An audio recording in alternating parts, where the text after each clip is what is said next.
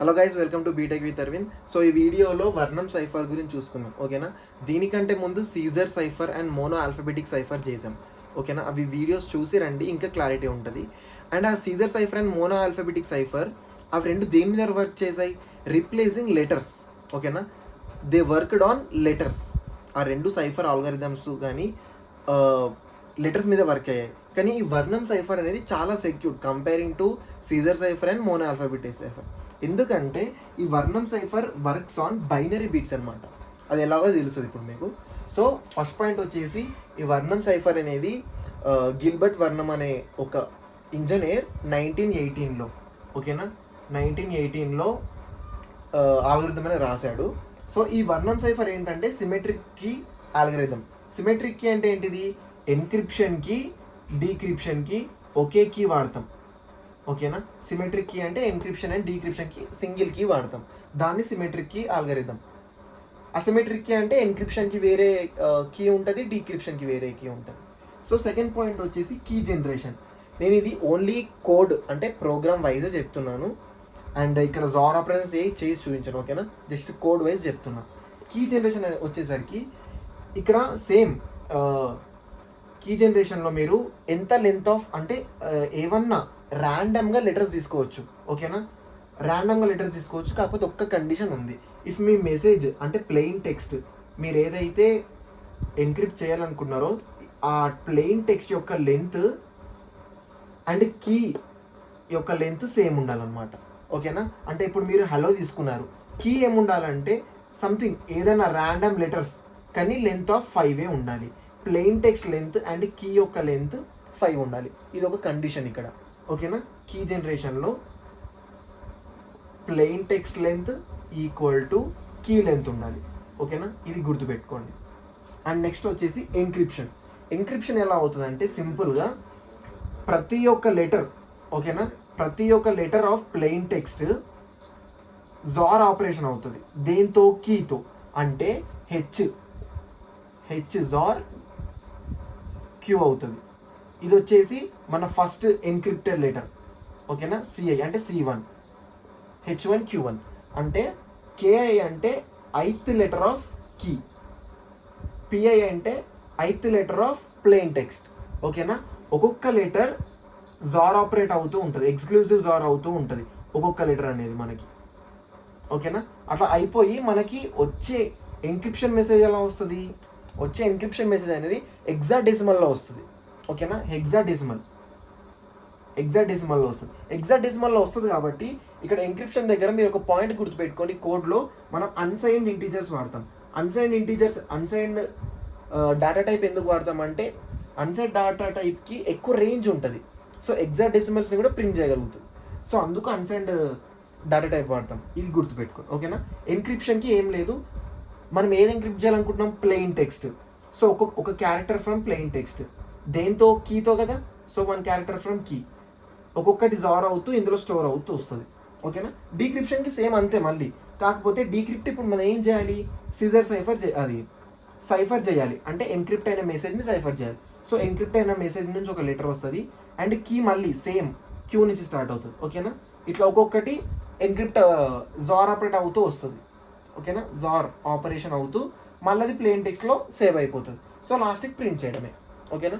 So ఇప్పుడు ఈ programme ల్యాప్టాప్లో చేసి చూపిస్తాం. సో ఫస్ట్ థింగ్ వచ్చేసి హెడర్స్ అనమాట, ఓకేనా.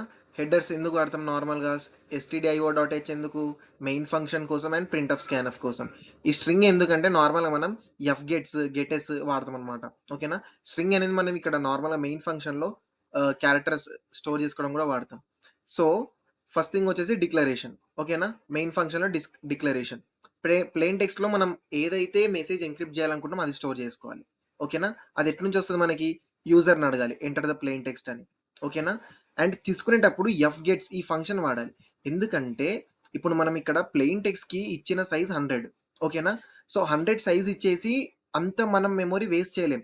సో కాబట్టి ఈ gets అనే ఫంక్షన్ వాడితే ఏమవుతుందంటే నువ్వు రాసిన ప్రతి ఒక్క క్యారెక్టర్ ప్లెయిన్ టెక్స్ట్లో స్టోర్ అవుతుంది, ఓకేనా. ఆఫ్ ఎంత సైజు అంటే నువ్వు ఎప్పటి వరకు కీబోర్డ్ మీద ఎంటర్ చేస్తావో అంతవరకు ఆ సైజ్ అనేది నీకు ఈ సైజ్ ఆఫ్ ప్లెయిన్ టెక్స్ట్లో ఉండిపోద్ది అనమాట, ఓకేనా. అంటే అంత సైజు రన్ టైంలో ఎలికేట్ అవుద్ది. ప్లెయిన్ టెక్స్ట్‌కి. అందుకు మనం ఈ సైజ్ ఆఫ్ ప్లెయిన్ టెక్స్ట్ వాడాం ఇక్కడ. ఓకేనా? అండ్ ఎస్టీడీఐఎన్ అంటే స్టాండర్డ్ ఇన్‌పుట్ అన్నమాట. ఈ స్టాండర్డ్ ఇన్‌పుట్ అనేది మనకి ఏం చేస్తదంటే ఆహ్, కరెక్ట్‌గా అంటే లెటర్స్ తీసుకునేలా చూస్తదన్నమాట.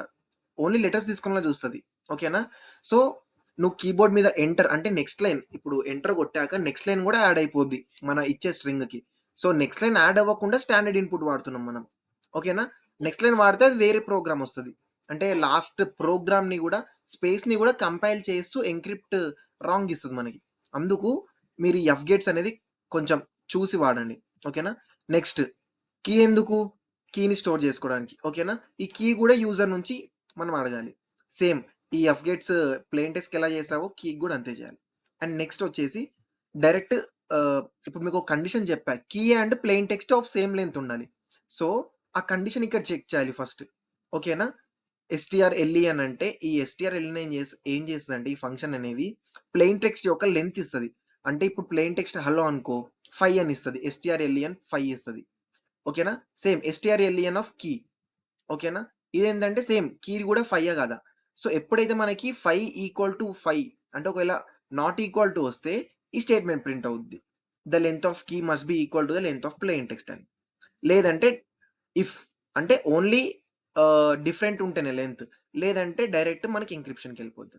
ఓకేనా? ఎంక్రిప్షన్‌లో మనం ఏమేమి పంపించాలి? Cipher text. ఎందుకు సైఫర్ టెక్స్ట్? స్టోర్ చేసుకోవడానికి.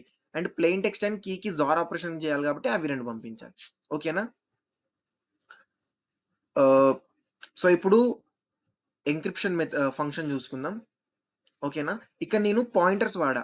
ఎందుకంటే ఒకవేళ మీరు పాస్ బై వాల్యూ వాడితే మీకు ప్లెయిన్ టెక్స్ట్ మళ్ళీ డీక్రిప్ట్ అయింది స్టోర్ అవ్వదన్నమాట.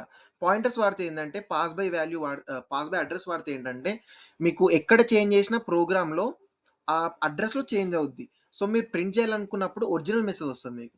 సో, అందుకే పాయింటర్స్ వాడా. సో, ఇక్కడ ఫస్ట్ థింగ్ వచ్చేసి నేను ఒక్కొక్క లెటర్‌ని ఎన్‌క్రిప్ట్ చేయాలి కాబట్టి ఈ లెంత్ ఈ ఎల్ అనే వేరియబుల్‌లో ఈ ప్లెయిన్ టెక్స్ట్ యొక్క లెంత్ స్టోర్ చేసేసుకున్నా. ఎందుకు? ఫర్ లూప్ అనేది ఆ లెంత్ వరకు మనకి రన్ అవుతూ ఉండాలి. సో, ఇంట్ i ఈక్వల్ టు 0 స్టార్ట్ అయ్యి i లెస్ దెన్ ఎల్‌ఈఎన్ ఓకేనా? అక్కడి వరకు. సో, ఇప్పుడు ఏం చేయాలి నార్మల్‌గా ప్రతి ఒక్క ప్లెయిన్ టెక్స్ట్ లెటర్‌కి అంటే ప్రతి ఒక్క లెటర్‌కి ప్రతి ఒక్క కీ లెటర్‌తో ఈ జార్ ఆపరేషన్ అనేది చేయాలి మనం. ఓకేనా? ఇలా జార్ ఆపరేషన్ చేశాక ఈ సైఫర్ టెక్స్ట్‌లో స్టోర్ చేసుకోండి. ఓకేనా? సింపుల్ అయిపోయింది. అయిపోయాక మనం ఇక్కడ సైఫర్ టెక్స్ట్ లెంత్ ఓకేనా? అంటే నార్మల్‌గా లెంత్ -1 వరకు స్టోర్ అయిపోద్ది. సైఫర్ టెక్స్ట్‌లో లెంత్ -1 వరకు స ఎన్‌క్రిప్ట్ అయిన మెసేజ్ స్టోర్ అవుతది. కానీ లాస్ట్ లెంత్ ఓకేనా? లాస్ట్ లెంత్ వచ్చేసి నల్ ఇచ్చేయండి. ఓకేనా? ఈ /0 అంటే నల్ అన్నమాట. నల్ ఇచ్చేసేయండి. సో, ఈ ఎన్‌క్రిప్ట్‌కి ఏదైతుందో ఫంక్షన్ డీక్రిప్ట్ కూడా అదే సేమ్. మీరు మీరు నార్మల్‌గా ఇక్కడే మెయిన్ ఫంక్షన్‌లో డీక్రిప్ట్‌కి సెపరేట్‌గా చెయ్యకుండా డైరెక్ట్ ఎన్క్రిప్ట్ అని చెప్పేసి అదే ప్రింట్ చేసినా ఓకే. కానీ కోడ్ నీట్‌గా ఉండాలంటే డీక్రిప్షన్‌కి ఇంకో ఫంక్షన్ వాడండి. సేమ్ డీక్రిప్షన్‌కి కూడా అంతే చేశా. ఓకేనా? సైఫర్ టెక్స్ట్ కీ డిక్ ఆహ్, డిస్క్రిప్టెడ్ ఆహ్, డిస్క్రిప్టెడ్ టెక్స్ట్ ఓకేనా? So, same first cipher text యొక్క లెంత్ స్టోర్ చేసుకున్నా ఎల్ అనే వేరియబుల్‌లో. ఓకేనా? అక్కడి నుంచి చేయాలి. ఇప్పుడు మనం దేనికి దేనికి జార్ ఆపరేషన్ చేయాలి? కీకి అండ్ సైఫర్ టెక్స్ట్‌కి. సో, అది చేశాక డీక్రిప్షన్ మెథడ్. ఇక్కడ మీరు ఎన్క్రిప్షన్ చేశాక ఎన్క్రిప్షన్‌ది ప్రింట్ చేయాలి అనుకుంటే అన్‌సైన్డ్ వాడాలి మనం. ఓకేనా? అన్‌సైన్డ్ క్యారెక్టర్ ఎందుకు వాడాలి అంటే సైన్డ్ క్యారెక్టర్ రేంజ్ ఏంటంటే -127 టు 127 పాజిటివ్ 127. సో, ఈ రేంజ్‌లో మనకి హెక్సాడెసిమల్స్ అనే అవుట్‌పుట్ ప్రింట్ అవ్వదు. సో, రేంజ్ పెంచాలంటే మీరు అన్‌సైన్డ్ అనే డాటా టైప్ వాడాలి ఖచ్చితంగా. అన్‌సైన్డ్ రేంజ్ ఏంటి క్యారెక్టర్‌ది 0-256. సో, ఈ రేంజ్‌లో మనకి హెక్సాడెసిమల్స్ వస్తాయి.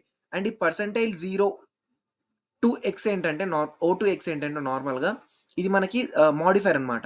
ఓకేనా? మోడిఫైయర్ అన్‌సైన్డ్ క్యారెక్టర్ ప్రింట్ చేయడానికి మోడిఫైయర్.